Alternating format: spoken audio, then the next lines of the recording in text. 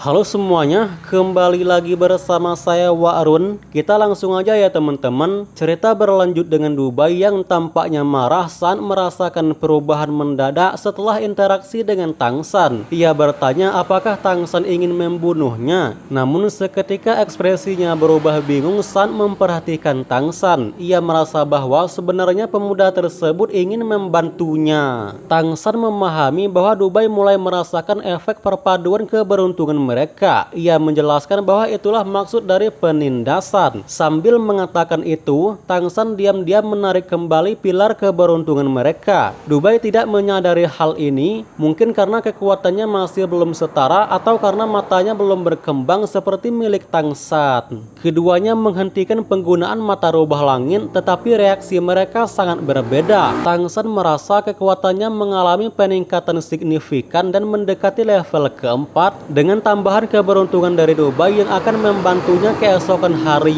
Sebaliknya, Dubai merasakan tubuhnya lemah dan hampir ambruk. Meskipun demikian, hasilnya benar-benar menakjubkan. Dubai pun berterima kasih dan lain kali akan mempercayai metode Tang San walaupun itu sangat berbahaya. Dengan senyum tipis, Tang San mengantar Dubai kembali ke kamarnya untuk bermeditasi dan berlatih. Setelah memastikan Dubai dalam kondisi aman, ia kembali ke kamarnya sendiri, bersiap untuk berkultivasi. Singkat cerita, pagi pun tiba. Tang San dan Dubai berdiri di lereng bukit dekat Akademi Penembusan, berlatih mata ungu iblis. Setelah pelatihan semalam, semangat Dubai kembali pulih dan energi ungu dari timur perlahan menyatu dengan matanya, tanda perkembangan mata ungu iblis. Di bawah pengaruh mata rubah, pelatihan ini menjadi jauh lebih cepat dari biasanya. Setelah menyelesaikan latihan, Dubai merasakan peningkatan pada kekuatan matanya meski tidak sebesar terobosan sebelumnya. Ia pun berterima kasih pada Tang San yang dengan rendah hati menjawab bahwa itu adalah hal yang menyenangkan untuk dilakukan. Tang San kemudian berpamitan karena ia harus kembali bekerja di Akademi Keri. Tang San berjalan menuruni bukit seorang diri, merasa hari begitu cerah, bahkan matahari terasa bersinar lebih hangat. Ia menyimpan harapan dalam hati, semoga keberuntungan terus menyertainya. Setibanya di rumah rendah tempat tinggal Mau Tua, Tang San disambut dengan senyum ramah. Mau Tua memujinya karena pekerjaan bersih-bersihnya kemarin sangat memuaskan hingga dipuji oleh dekan. Tang San berterima kasih dan merendah sebelum berkata bahwa semua ini karena bimbingan dari Mau Tua. Saat menyapu lantai, pikirannya melayang pada Mei Gongzi berharap bisa bertemu. Namun hingga pekerjaan selesai, ia belum juga melihat gadis itu. Meskipun kecewa, Tang San tidak putus asa. Terlebih berada di Akademi Keri sangat menguntungkan untuk kultivasinya. Siang harinya, setelah makan dan beristirahat, Tang San bermeditasi. Namun ketenangannya terusik oleh suara panggilan bersemangat dari luar. Mau Tua yang sedang tidur siang langsung bangkit tampak sedikit pusing. Tang San yang melihatnya segera membantunya berdiri. Mau Tua berterima kasih sebelum melangkah keluar. Di luar, diperlihatkan seorang pria kekar berdiri dengan cemas. Begitu melihat Mau Tua keluar, ia segera melambai dan memperingati agar cepat kemari karena dekan akan memeriksa semua area pelatihan hari ini. Terlebih waktu mereka tinggal kurang lebih dari 1 jam. Mendengar hal itu, Mau Tua segera memanggil Tang San untuk bersiap. Tak lama kemudian, Mau Tua berhasil mengumpulkan lebih dari selusin orang yang merupakan bawahannya. Sebagai orang yang sudah mengenal baik Akademi Keri, Mau Tua langsung membagi tugas pembersihan dengan cekatan. Seperti yang kalian lihat bahwa bangunan zona itu berbentuk cincin terdiri dari 2 lantai. Begitu masuk, Tang San langsung merasakan adanya fluktuasi energi kuat, pertanda bahwa tempat ini dilindungi oleh formasi agar tidak mudah hancur dalam pertarungan. Mau Tua menjelaskan bahwa karena besarnya ukuran zona perang itu, pembersihan biasa tak akan cukup. Oleh karena itu, mereka harus membersihkan menggunakan jurus emak-emak super.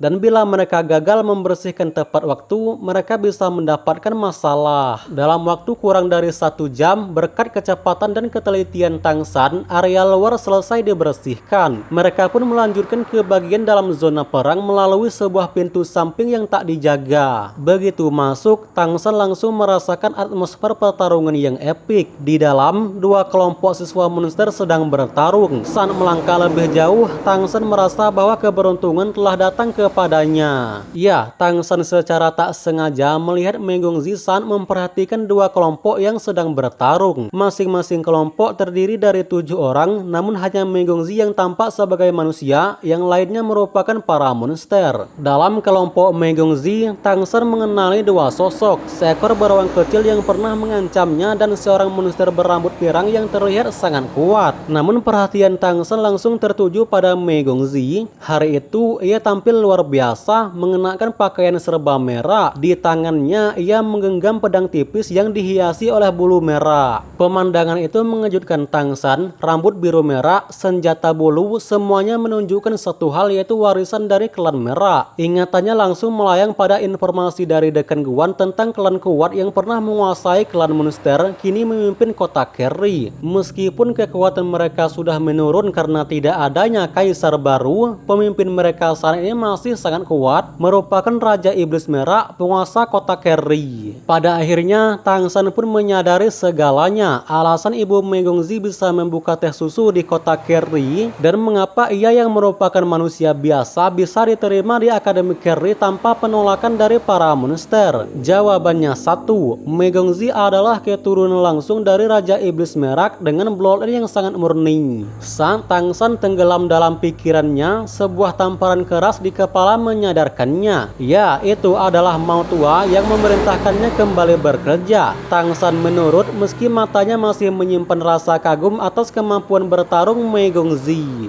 Sementara Tang San yang mengetahui bahwa monster singa itu sudah mencapai tingkat 8, Tang San juga menyadari bahwa kultivasi Megongzi sudah mencapai tingkat 7. Pertempuran antara kedua kelompok itu tampaknya setara, dengan dua pemimpin dari kedua belah pihak berada pada tingkat 8. Singkatnya, pertarungan berakhir dengan kemenangan tim Megongzi. Tang San yang sambil terus membersihkan, memperhatikan interaksi antara Megongzi dan pemuda dari klan Singa Emas. Meskipun tak ada yang menunjukkan kedekatan yang mencurigakan, rasa cemburu mulai tumbuh dari hati Tang San. Ia merasa tak suka melihat Megongzi didekati pria lain. Namun ia sedikit lega karena Megongzi tetap bersikap dingin dan menjaga jarak. Perasaan cemburu itu membakar semangat Tang San. Ia sadar jika ingin berdiri sejajar dengan Megongzi, ia harus menjadi lebih kuat secepat mungkin. Setelah tim Megongzi pergi, suasana kembali sunyi. Tang San menyelesaikan tugasnya dengan cepat dan kembali ke rumah bersama Maut Tua. Tugas kebersihannya belum selesai. Di sore hari, ia harus membersihkan alun-alun depan gedung utama. Menjelang akhir tugas sore itu, tiba-tiba hatinya bergetar. Ia menoleh dan melihat Megongzi berjalan cepat menuju gerbang sekolah. Sambil memandanginya, Tang San pun bertanya-tanya apakah dia akan keluar. Tang San menatapnya lekat-lekat, perasaannya campur aduk. Ia ingin mendekat, ingin memeluknya, namun tubuhnya gemetar dan dadanya bergetar. Ini adalah pertama kalinya ia memandangi Megongzi tanpa ditemani orang lain, seakan hanya mereka berdua yang ada di benua ini. Megongzi yang hendak keluar dari akademi, tiba-tiba berhenti dan menoleh seperti merasakan tatapan itu. Ia tertegun lalu perlahan menghampiri Tang San. Setiap langkah yang mendekat membuat jantung Tang San berdetak makin cepat, nyaris membuatnya kehilangan kendali atas dirinya sendiri. Saat jarak mereka tinggal 2 meter, Megongzi menatapnya dengan penuh rasa ingin tahu dan bertanya, apakah kita pernah bertemu? Tang San terherman hingga tak mampu bersuara. Setelah Megongzi bertanya lagi, akhirnya Tang San menjawab bahwa kita pernah bertemu di toko kamu. Sementara Tang San yang mencoba bersikap biasa, Megongzi menasihatinya agar tidak menatap siswa sembarangan karena bisa menimbulkan masalah. Kemudian ia pun berbalik dan melangkah pergi. Namun Tang San yang terbawa perasaan, ia tanpa sadar memanggil namanya. Megongzi tidak mendengar, terus berjalan hingga akhirnya menghilang di kejauhan. Tang San terdiam, hatinya diliputi keraguan. Mengapa dia tidak menoleh? Apakah dia tidak mendengar atau memang memilih untuk mengabaikannya? Sementara itu, di luar gerbang akademi, Megongzi tiba-tiba berhenti. Ia memandang ke arah akademi dengan alis berkerut, merasa aneh dengan apa yang barusan terjadi. Ia merasa sudah beberapa kali melihat pemuda itu meskipun penampilannya tampak berbeda dari sebelumnya. Anehnya, ia merasa ada kedekatan tertentu dengannya, sesuatu yang sulit untuk dijelaskan. Diketahui bahwa Megongzi bukan tipe yang mudah dekat dengan orang lain, bahkan cenderung menjaga jarak. Tapi kenapa tadi ia justru mendekat dan berbicara duluan? Ia mencoba menepis rasa ganjil itu, menggelengkan kepala, lalu melanjutkan langkahnya menuruni gunung, meninggalkan pertanyaan-pertanyaan yang belum terjawab di antara mereka. Singkatnya, Tang San kembali ke Akademi Penebusan. Setibanya, ia segera menemui Dubai dan menanyakan kondisi kultivasinya. Dubai mengaku merasa sedikit lebih baik hari ini dan mengiyakan ajakan Tang San untuk melanjutkan pelatihan malam itu. Ia merasa sangat bersyukur karena sejak mengenal Tang San, berbagai hal baik terus terjadi, termasuk kemajuan transformasi Tianhu-nya yang selama ini di situ-situ aja.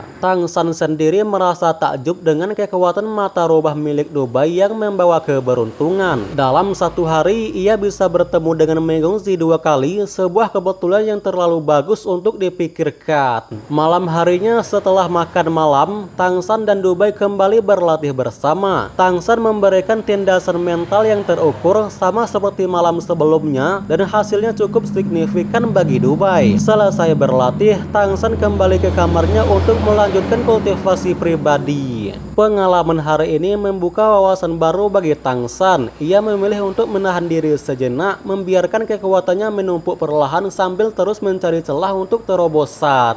Di sini, Tang San menyadari bahwa dirinya harus cepat-cepat menjadi lebih kuat. Jika tidak, bagaimana ia bisa melindungi Megongzi? Terlebih lagi, bagaimana ia bisa bersaing dengan siswa pirang yang kekuatannya jauh di atas dirinya saat ini? Kenyataan itu menjadi pukulan telak bagi Tang San, mendorongnya untuk terus mencari cara meningkatkan kekuatannya. Tang San mulai menyusun rencana pelatihan yang lebih ketat agar bisa mengikuti ritme perkembangan. Megongzi yang diyakini sudah mencapai transformasi merak tingkat ke-7 tampaknya tidak lagi membutuhkan perlindungan dari Tang San. Dalam pertempuran terakhir, jelas Megongzi belum menunjukkan seluruh kekuatannya dan rasa hormat rekan satu timnya mengindikasikan bahwa dia sangat kuat. Dalam beberapa hari berikutnya, ia tetap berada di Akademi Kerry, di mana keberuntungan dari mata robah mempertemukannya dengan Megongzi sebanyak 3 kali. Meskipun mereka tak banyak bicara, Tang San merasakan bahwa tatapan Megongzi tetap memperhatikannya. Ini memberinya harapan dan motivasi baru. Setelah merumuskan rencana pelatihan dan pendekatan sosial, Tang San pun mulai bergerak. Suatu malam, saat seluruh Akademi Penebusan dalam keadaan tenang, ia keluar diam-diam. Mengenakan pakaian hitam, ia menyelubungi tubuhnya dengan kekuatan spiritual dan kesadaran ilahi agar tidak terdeteksi, terutama oleh guru Siru yang memiliki persepsi ilahi tingkat tinggi. Tang San menyelinap keluar dari Akademi Penebusan, bergerak cepat menuju Akademi Kerry. Sesampainya di sana, dia tidak bertindak gegabah. Ia berhenti sejenak, merasakan keadaan sekitar, lalu membuka mata surgawi. Meskipun belum bisa mengubah takdir secara langsung, namun mata itu membantunya menilai akan nasib baik dan buruk di sekitarnya. Diketahui bahwa selama hampir seminggu, Tang San sudah mempelajari area pusat Akademi Kerry. Ia menyadari bahwa adanya formasi sihir yang sangat kuat. Meskipun tidak mengetahui secara pasti seperti apa formasi itu dibuat, ia mampu memahami fungsinya. Intinya, formasi tersebut bukan bertipe serangan ataupun pertahanan, melainkan sebuah alarm jika ada penyusup. Lingkaran sihir tersebut mencakup seluruh area tanpa celah sedikit pun, menjadikannya perlindungan terbaik dari akademi. Menyadari akan hal itu, Tang San memilih untuk tidak tergesa-gesa. Ia bersembunyi di belakang akademi, menahan napas dan menunggu momen yang tepat. Tak lama, target yang ditunggunya akhirnya datang. Dua sosok mencurigakan masuk dari gerbang belakang. Mereka tampak seperti monster muda berusia sekitar 20 tahun. Setelah melepas pakaian mencolok mereka, keduanya mengenakan seragam siswa Akademi Kerry, tampak seperti pelajar biasa. Tang San mencium aroma alkohol dari kejauhan, menandakan bahwa mereka tampaknya sudah minum banyak. Tepat ketika keduanya segera masuk, inilah kesempatan yang ditunggu Tang San. Ia bergerak keluar dari tempat persembunyiannya. Menggunakan kegelapan malam sebagai pelindung, ia berlari menuju pintu lalu menghilang dengan gerakan secepat kilat. Penjaga yang membuka pintu sempat merasa ada sesuatu yang aneh namun tak menemukan apapun. Salah satu monster menyerahkan sebotol anggur padanya sebagai ucapan terima kasih. Nah, apa yang Tang San rencanakan patut kita nantikan.